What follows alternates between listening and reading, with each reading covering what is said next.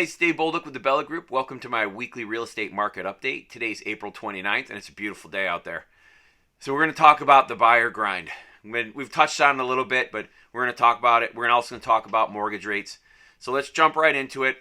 As usual, please, if you're watching the videos, click the like button, subscribe, ring the notification bells, and throw a comment down below. Even if you're just saying, hey, Dave, or your haircut's terrible, whatever works for you. Hopefully some questions or some comments around the market. I'll be glad to respond to you, but please throw something in there. It all helps with the algorithm, gets more people to see the video. Some data that I always cover the last 2 days, and the reason I look at the last 2 days is because typically Thursday and Friday are where you see more listings come on because of the weekend.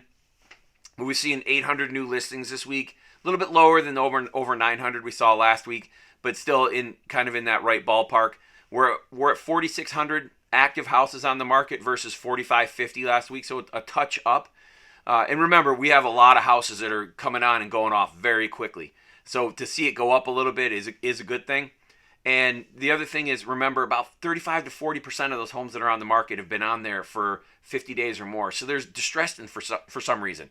You know, it could be repairs, it could be whatever. So renovation loans are a great opportunity. I've done a bunch of them. I've got a lender who's an expert at it. Let's talk about it and see what we can do. The other thing I always touch on, the number of homes sold last year, 54,000. So we like to see about 6 months of inventory on the shelf. That would mean 27,000, half of the 54.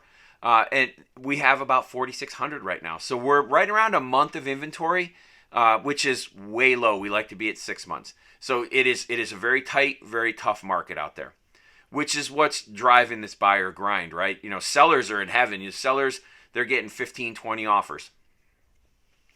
So as a real estate broker, I wear many, many hats during the deal. So I'm the doorman unlocking the door. I'm the guide taking you through the house and driving you from house to house and all that.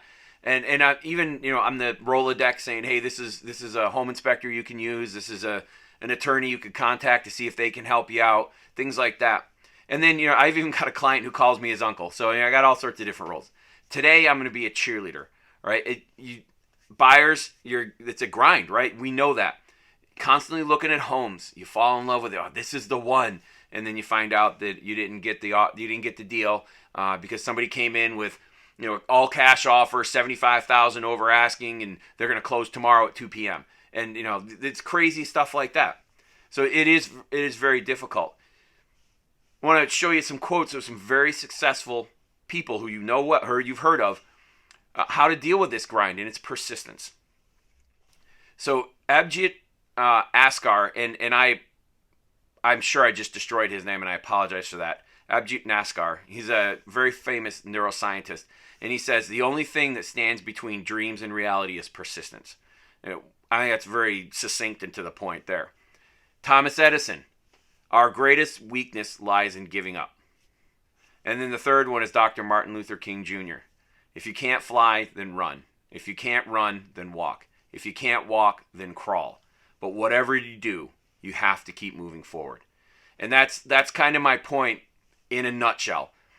We've got to keep moving forward and just get out there, look at the next house, write up the next offer, figure out what can we do. And I've got a lot of ideas. There's a lot of things we can do to make your offer more attractive so that you can stand out against other buyers.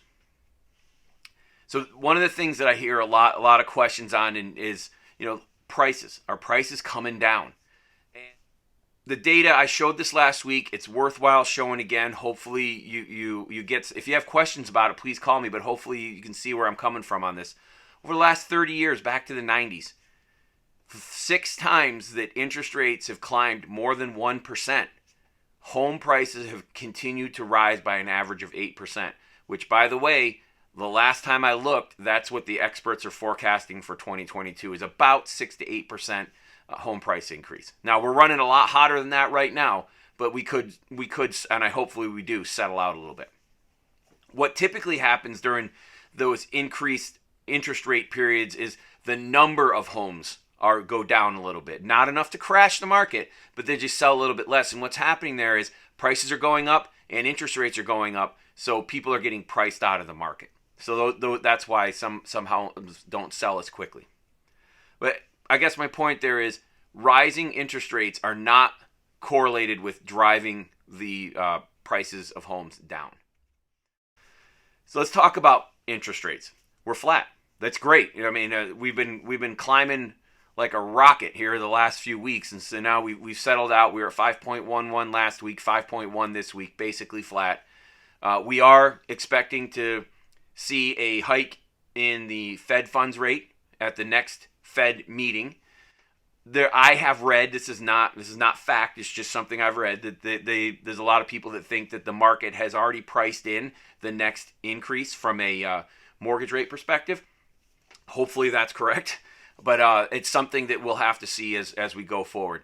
The one thing I will say, buyers, please stay close to your lenders. The last thing you want to do is get a contract accepted and then start going through the process and find out that you're not qualified for the mortgage amount that you put in the contract because interest rates have gone up and it's eroded your buying power a little bit. So just pay attention to that. Stay close to your lenders. And the last thing I want to do is I want to just finish this like I do every week. The current rate, although it's up from that 2.5% to 3% that we've seen over the last 2 years, whatever it was, it's still very low considering or compared to 1970s, 1980s, the 2000s, the 90s, and the 2000s. You can see in this chart, up as high as 12% on average. That means there are some higher ones. So we're still in a favorable position from a lending perspective. And if rates come back down, you can always refinance. So just keep that in mind as you're going out there. And remember, persistence is the key. I appreciate you spending some time with me. I look forward to talking to you again next week. And like I said, throw some comments in there. I'd love to talk to you. Have a great day.